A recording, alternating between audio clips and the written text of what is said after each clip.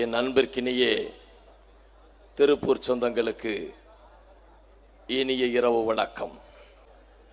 இலவசமாக அரிசி கொடுத்தால்தான் வாங்கி சாப்பிட்டு உயிர் வாழ முடியும் என்கிற கொடிய வறுமையில் நாட்டை கொண்டு வந்து நிறுத்தி வைத்துவிட்டு எந்த கொம்பாதி கொம்பனாலும் குறை சொல்ல முடியாத ஆட்சியை கொடுக்கிறோம் என்கிறார் தமிழ்நாட்டின் முதலமைச்சர் மிஸ்டர் முத்துவேல் கருணாநிதி ஸ்டாலின்.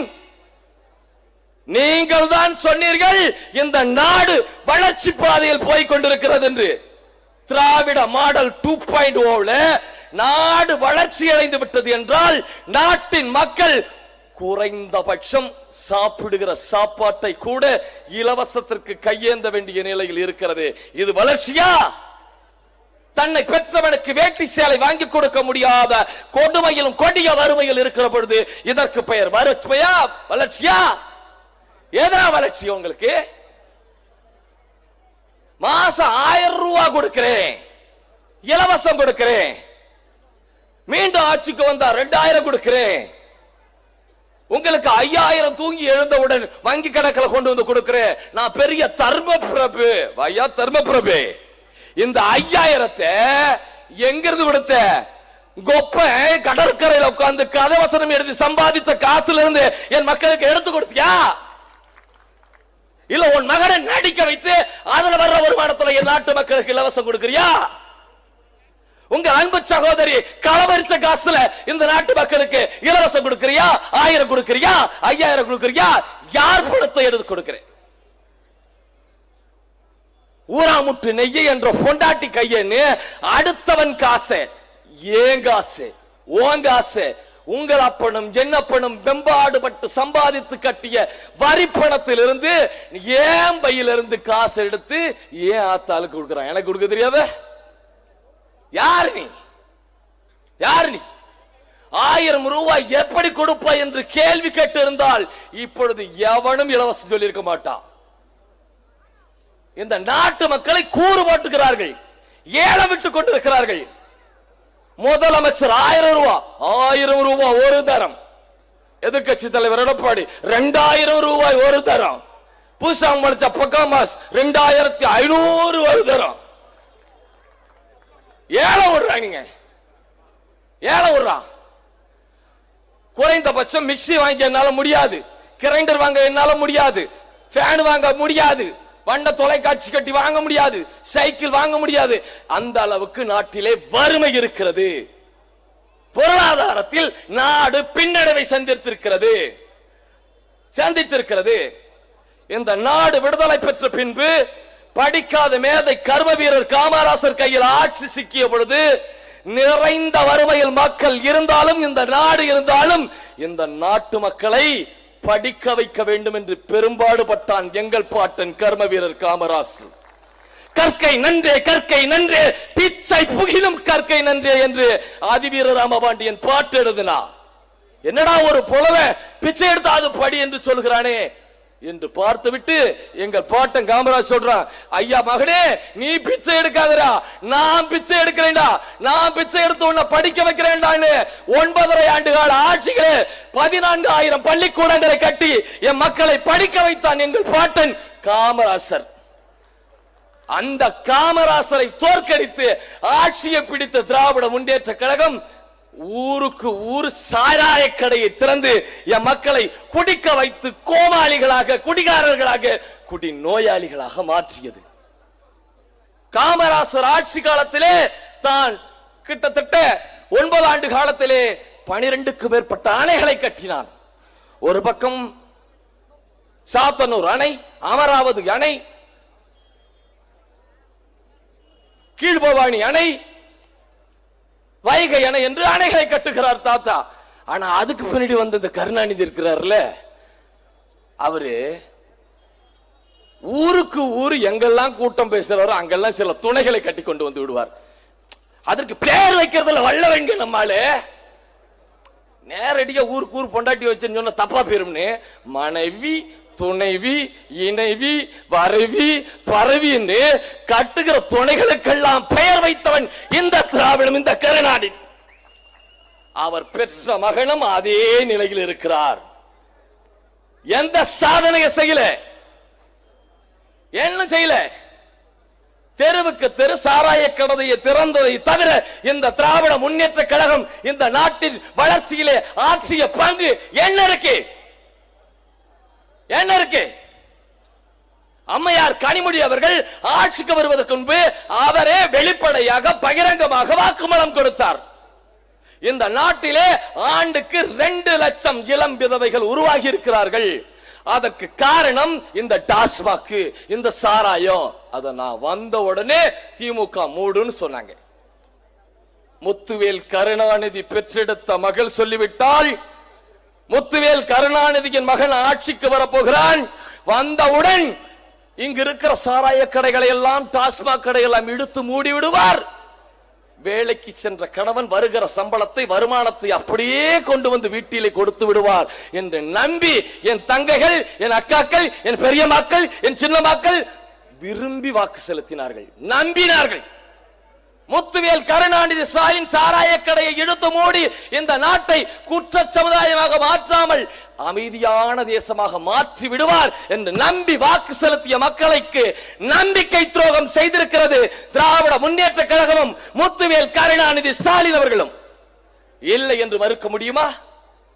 முடியுமா? ஆண்டுக்கு 38,000 கோடி அந்நிய செலாவணியை கொண்டு வந்து கொட்டுகிற ஆக சிறந்த தொழில் நகரம் இந்த திருப்பூர்.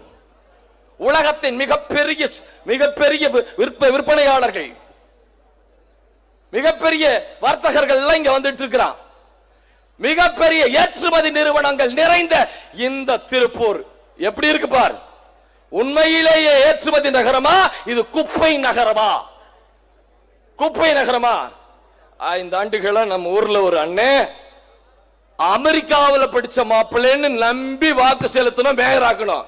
நம்ம அமெரிக்கா மாப்பிள்ள 5 வருஷமா குப்பையை பத்தி சிந்திக்காம சொந்த நாட்டு மக்களை, இந்த திருப்பூர் மக்களை குப்பையிலேயே வாழ வைத்தார். எங்கெல்லாம் குடி இருக்குது, எங்கெல்லாம் குட்டை இருக்குது, எங்கெல்லாம் பாறைக்குடி இருக்குன்னு தேடிய அவர் இந்த குப்பையை மேனேஜ்மெண்ட் பண்றதுக்கு திடக்கழிவு மேலாண்மை பற்றி சிந்திக்கவே இல்லை. உங்களுக்கு ஒரு நோய் இருக்கு.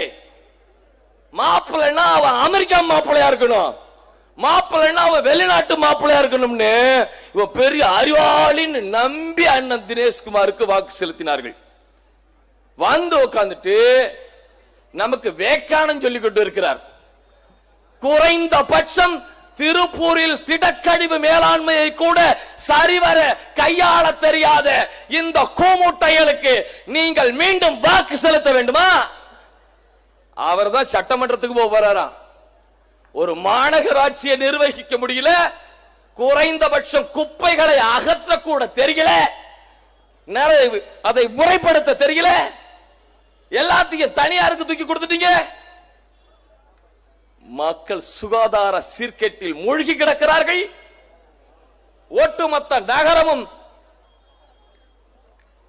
சாய கழிவுகளால், திடக்கழிவுகளால் நிரம்பி கிடக்கிறது. இதை நான் சொல்லல, ஏற்கனவே நாம் வாக்கு செலுத்திய சட்டமன்ற உறுப்பினர் அண்ணன் செல்வராஜ் அவர்கள் இதே திமுகவை எதிர்த்து, நல்லா புரிஞ்சுங்க, என் வீட்டுல அப்பன் செத்துட்டான்னு நான் அழுதா அதுல ஒரு நியாயம் இருக்குது, என் வீட்டுல என் ஆத்தா செத்துட்டான்னு அழுதா அதுல ஒரு நியாயம் இருக்குது. ஆனா இவன் எங்க இருந்து வேடிக்கை பார்த்த இவன் நானும் அழுகிறேன், நானும் ஒப்பாரி வைக்கிறேன்னு என் கூட சேர்ந்து ஒப்பாரி வைக்கிறார் அண்ணன் செல்வராஜ் அவர்கள். அவருக்கு தெரியும் இங்க தெற்குல நின்னா நம்ம வண்டவாளத்தை தண்டவாளத்துல ஏத்திடுவானுவ பிரபாகரனின் பிள்ளைகள், சீமானின் தம்பிகள்.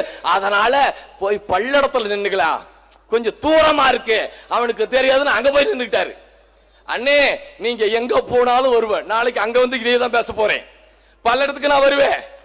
அங்க வந்து திருப்பூரை குப்பை நகரமாக ஆக்கிவிட்டு இப்ப பல்லடத்துக்கு வந்திருக்கிறார் நம்ம அண்ணன், பார்த்து செய்யுங்கன்னு சொல்லிட்டு வருவேன், பார்த்து செய்யுங்கன்னு சொல்லிட்டு வருவேன். இந்த நாட்டின் வளர்ச்சியை பற்றி சிந்திக்கல, பொருளாதாரத்தில் எப்படி மேம்படுத்த வேண்டும் என்று எதுவுமே தெரியல. நாட்டு மக்களுக்கு வேலை வாய்ப்பை கொடுக்கிறோம், பொருளாதாரத்தை கொடுக்கிறோம், சிறந்த கல்வியை கொடுக்கிறோம், சிறந்த மருத்துவத்தை கொடுக்கிறோம், அதை கொண்டு வாழுகிற நிம்மதியான வாழ்க்கையை கொடுக்கிறோம் என்று சொல்வார்கள் என்று பார்த்தால், நாங்க ஆட்சிக்கு வந்தா இலவசம் கொடுக்கிறோம், இலவசம் கொடுக்கிறேங்கிறான். இவன் இந்த மிக்சி கிரைண்டர் அறிவிச்ச உடனே ஊருக்குள்ள ஒரு வண்டி ஓட ஆரம்பிச்சுங்க.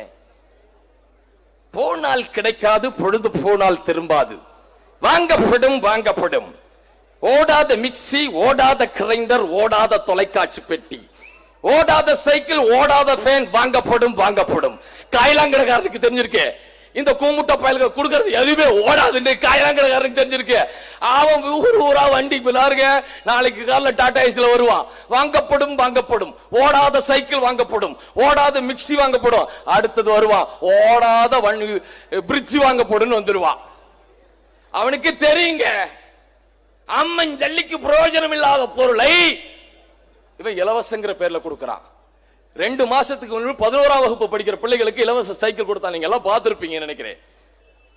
சைக்கிள் இருக்குது, சைக்கிளுக்கு வீல் இருக்குது, வீல்ல நட்டு இல்ல, வீலுக்குள்ள டயர் இருக்கு, டயருக்குள்ள டீப் இல்ல, காத்து இல்ல.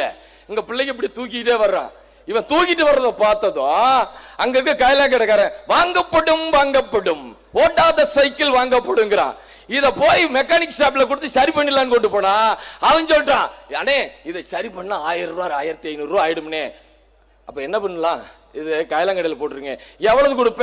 500 ரூபாய் கொடுப்பேங்கிறான்.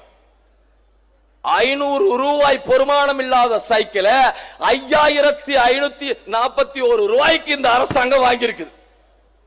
எப்படி பாருங்க, நீங்க செய்வீங்களா இந்த தப்பு? 50 ரூபாய் பொறுமானம் இல்லாத ஒரு பொருளை 500 ரூபாய் கொடுத்து நாம வாங்குவோமா? 500 ரூபாய் பொறுமானம் இல்லாத சைக்கிளை 5000 ரூபாய்க்கு மேல் காசு கொடுத்து நீ வாங்குவியா? ஆனா நம்ம அப்பா வாங்குவார், அறிவாளி அப்பா, அவர் வாங்குவார். எப்படி பாருங்க, உங்களிடம் நாங்கள் இலவசம் கேட்கல, பிச்சை கேட்கல, நல்ல கல்வியை கொடுங்கள். அதுதான் நாம் தமிழர் கட்சி முன்வைக்கிறது. இந்த நாட்டின் முதன்மை குடிமகனின் மகனுக்கு எப்படிப்பட்ட கல்வி கிடைக்கிறதோ அதை போல தலை சிறந்த கல்வியை, இந்த நாட்டின் முதலமைச்சரின் மகனுக்கு எப்படிப்பட்ட தரமான கல்வி கிடைக்கிறதோ அதை போல கல்வியை நமது சட்டமன்ற உறுப்பினரின் மகனுக்கு கிடைக்கிற ஆக சிறந்த கல்வியை சாமானியர்களுக்கு இலவசமா தரமா, அதுவும் உலக தரத்துல கொடுக்கிறோம். இந்த நாட்டின் முதன்மை குடிமகனுக்கு எப்படிப்பட்ட மருத்துவம் கிடைக்கிறதோ அதை போல தலை சிறந்த மருத்துவத்தை, இந்த நாட்டின் முதலமைச்சருக்கு எப்படிப்பட்ட மருத்துவம் கிடைக்கிறதோ அதை போல ஆக சிறந்த மருத்துவத்தை அனைவருக்கும் நாங்கள் இலவசமாக தரமாக கொடுக்கிறோம் என்கிறோம். அம்மையார் ஜெயலலிதாவுக்கு உடல்நிலை சரியில்லைங்க, அவங்க அப்பல்லோவில் போய் படுக்கிறாங்க. முதலமைச்சருக்கு உடல்நிலை சரியில்லைங்க, அவர் அப்பல்லோவுக்கு போறாருங்க. இடையில கரூர்ல ஒருத்தர் மணல் திருட்டு இருந்தா, மணல் திருடர், திருடன் சொல்லக்கூடாதான், திருடிக்கிட்டு இருந்தாரு. முதலமைச்சர் தான் சொன்னார், நான் ஆட்சிக்கு வந்த உடனே அவர் டவுசரோட ஓட ஓட விரட்டுவேன்னு சொல்லி. ஆனால் இதை கேட்டது அவர் அப்படியே மனசை மாத்தினாருங்க, மாத்தி போய் திமுக இணைஞ்சாருங்க. திமுகவில் எண்ணுகிற வரை அண்ணா திமுகவில் இருக்கிறப்போ அவர் மணல் திருடர், திமுகவில் இணைஞ்ச உடனே அவர் புனிதர், மனித புனிதர் ஆயிட்டாருங்க. மக்களை ஏமாற்றி மணலை திருடி ஏழை எளிய மக்களுக்கு வேலை கொடுக்கிறேன்னு சொல்லி ஏமாற்றி பணம் விடுங்க ஒருவருக்கு அமைச்சர் பதவி கொடுப்பது அவமானமா அசிங்கமா இல்லையா? அதை இந்த திராவிடம் செய்தது, திராவிட முன்னேற்ற கழகம் செய்தது. என் அன்பிற்கினிய சொந்தங்களே, நாங்க கேக்குறோங்க, என் மக்கள் எப்போ ஒரு சின்ன சின்ன தவறுகள் செய்து விடுவார்கள். சாமானிய பிள்ளைங்க தப்பு செஞ்சா அது காவல்துறை உடனே தண்டிக்கும், அழைச்சிட்டு போய் கைய ஒடிக்கும், காலை ஒடிக்கும். காவல் நிலையங்கள்ல கழிப்பறை எப்பவுமே வழுக்கிட்டு தான் போகுமா? காவலருக்கு வழுக்காத கழிவறை இந்த சாமானியர் கைதிகள் உள்ள போறப்ப மட்டும் வழுக்கிக்கும். கையை ஒடிச்சு காலை ஒடிச்சு மாவு கட்டு போட வைக்கிற இந்த காவலர்கள் எங்கள் ஆற்று மண்ணை அள்ளி வித்திய ஒருத்தனை கைது பண்ணவே இல்லை. கனிம வளத்தை கொள்ளையடிக்கிறவனை கைது செய்யல, கைது செய்யல. இதே திருப்பூர்ல பள்ளிக்கூடங்கள்ல கஞ்சா பொட்டலங்கள் தாராளமா கிடைக்குது, தாராளமா கிடைக்குது. படிக்க போற பிள்ளைகள் கையிலே போதை பொருட்கள் இருக்கிறது. இந்த ஆன்ஸ் பாக்கெட்டு இது புகையிலை, அரசாங்கத்தால் தடை செய்யப்பட்ட புகையிலை பொருட்கள் பள்ளிக்கூடத்தில் படிக்கிற மாணவர்கள் கையிலே கிடைக்கிறது, மாணவிகள் கையிலே கிடைக்கிறது. ஒட்டுமொத்த நாட்டையும் போதையிலே திளைக்க வைத்திருக்கிறார்கள். இந்த கஞ்சா குடிக்கைகளை தமிழ்நாடு அரசாங்கத்தின் காவல்துறையால் தடுக்க முடியல. எங்கிருந்து கஞ்சா வருதுன்னு காவல்துறைக்கு நன்றாக தெரியும். தினமும் ஒரு நாளைக்கு 3000-4000 பேர் தொடர் வண்டியில வந்து இறங்குறான். இறங்கும் போதே கஞ்சா மூட்டைகளோடு தான் வந்து இறங்குகிறான். வடக்கு இருந்து வந்த ஹிந்திக்காரன் தான் இங்கே மிகப்பெரிய அளவில் கஞ்சா பொட்டலங்களை இறக்கி கொண்டிருக்கிறான். காவல்துறைக்கு நன்றாக தெரியும். ஆனா கண்டுக்காது. அஜித் குமார் மாதிரி ஒரு அப்பாவி கிடைச்சான்னா அவனை அடிச்சு உதைச்சு படுகொலை செய்யும், பச்சை படுகொலை செய்யும். திமுக ஆட்சியிலும் பாலியல் வன்கொடுமை நடக்கும், அதிமுக ஆட்சியிலும் பாலியல் வன்கொடுமை நடக்கும். அங்க பொள்ளாச்சுன்னா இங்க வந்து அண்ணா பல்கலைக்கழகத்திலே. என் அன்பிற்கிணைய சொந்தங்களே, ஒரு குற்றவாளி 16 முறைக்கு மேல் கைது செய்யப்பட்டு குற்ற பின்னணி உள்ள ஒருவனை அண்ணா பல்கலைக்கழகத்திலே வளாகத்திலே உலாவ விட்டது இந்த கேடுகட்ட திராவிட முன்னேற்ற கழகம். அண்ணா பல்கலைக்கழகத்தின் வளாகத்துல அவனை உலாவ விட்டு அவனை பிரியாணி கடை போட விட்டு அவங்கிட்ட இருந்து பிரியாணியை வாங்கி ஒரு அமைச்சர் வளைச்சு சாப்பிட்டு இருக்கிறான். எப்படிப்பட்ட ஆளு பாரு. ஒரு சரித்திர பதிவேடு குற்றவாளியை அண்ணா பல்கலைக்கழகத்தின் வளாகத்திலே நடமாட விட்டது குற்றமா இல்லையா? அப்படின்னா நம்ம யாருக்கு வாக்கு செலுத்தி வச்சிருக்கிறோம்? குற்றவாளிகளை உருவாக்குகிறவர்களுக்கு வாக்கு செலுத்தி வைத்திருக்கிறோம். இந்த அரங்கற்றவர்களை இந்த நிலத்திலிருந்து அகற்றி தமிழர் நிலத்தில் தூய தமிழ் தேசிய அரசியலை கட்டி எழுப்ப நாம் தமிழர் கட்சியின் விவசாயி சின்னத்திலே வாக்கு செலுத்த வேண்டியது ஒவ்வொருவரின் கடமை.